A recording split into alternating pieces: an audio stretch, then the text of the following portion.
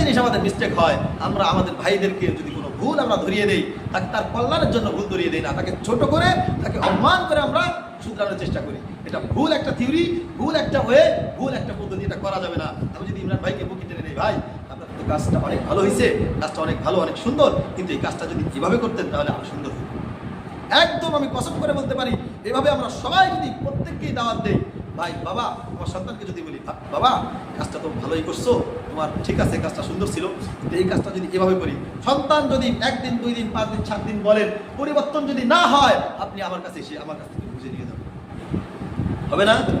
আপনার মাকে বললে, আপনার পিতাকে বললে, আপনার সমাজের যে কোনো ব্যক্তিকে যদি তার কল্যাণের জন্য তাকে শুধরাতে হবে, সে ভুল পথে আছে, এটা নিজের ব্যথা, তাকে অপমান করা যাবে না, হ্যাঁ, তাকে ছোট করা যাবে না। সে যাই কাজ করেছে সেটা হয়তো ভুল, সেটা হয়তো অন্যায়, কিন্তু তাকে ছোট করা যাবে না, তাকে অপমান করা যাবে না।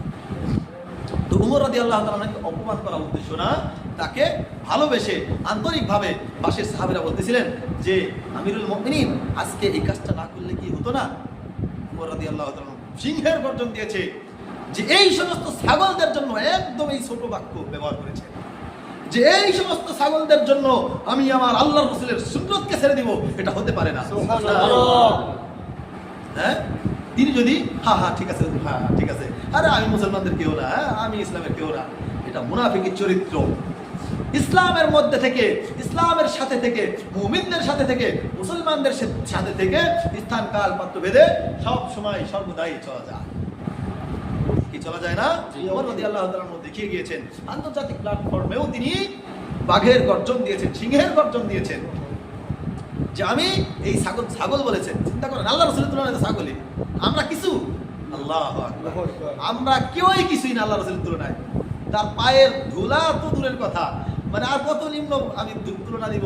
শুধু সাহাবারা যেই ঘোড়ায় চড়ে জিহাদ করেছেন, সাহাবারা যেই ঘোড়ায় চড়ে জিহাদ করেছেন, ওই ঘোড়ার পায়ের ধুলির যত দাম, তত দাম আমাদের বর্তমান জামানার যত আল্লাহর ওলি আছে এদেরও অত দাম না। তাহলে আল্লাহ রাসূলের কত দাম! সুবহানাল্লাহ। ওয়ালিল্লাহিল ইজ্জাতু ওয়ালিরাসূলিহি ওয়ালিল মুমিনিন। আল্লাহ পাক রব্বুল আলামিন বলেন, ইজ্জত